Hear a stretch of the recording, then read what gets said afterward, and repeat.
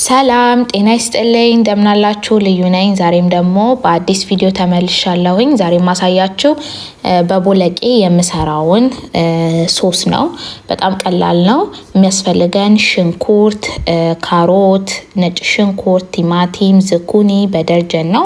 አትክልቶቹን አንድ ላይ እንደምታዩት እንፈጫለን ማለት ነው።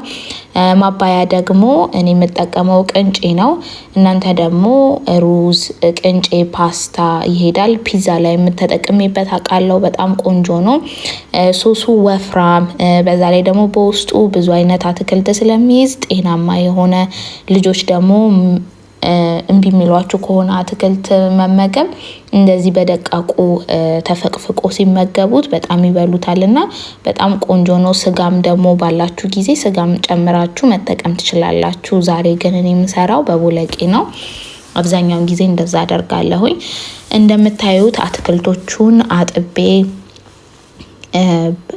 ፈቅፍቄ ካዘጋጀው በኋላ እንደዚህ ሽንኩርቱን ጨምሬ በዘይት ትንሽ አበስለዋለሁ። ከዛ ነጭ ሽንኩርት ነው ማደርገው። ዝንጅብልም ካላችሁ መጨመር ትችላላችሁ። አብዛኛውን ጊዜ ቦለቄ ስትሰሩ ከሙን፣ ነጭ ሽንኩርት፣ ዝንጅብል በጣም ያጣፍጠዋል። ከዛ ካሮቱን ትንሽዬ ከለሩን ትንሽ እስኪቀየር ድረስ አበስልና ዝኩኒውን እጨምራለሁኝ። በደርጀኑን ደግሞ መፈቅፈቅ እሺ ስለማይል በትንሽ በትናንጡ እንከታተፈዋለን ማለት ነው።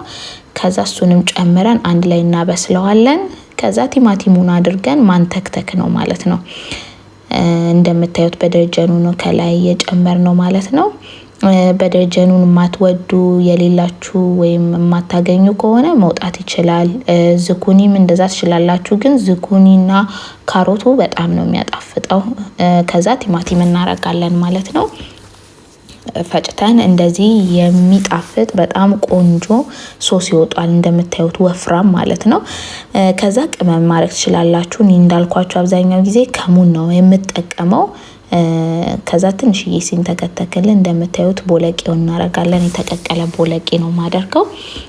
ቦለቄ ደግሞ ጥሬው ካላችሁ ዘፍዝፋችሁ አድራችሁት በጨው ብትቀቅሉት ይደርስላችኋል። ከዛ ይሄንን ይመስላል።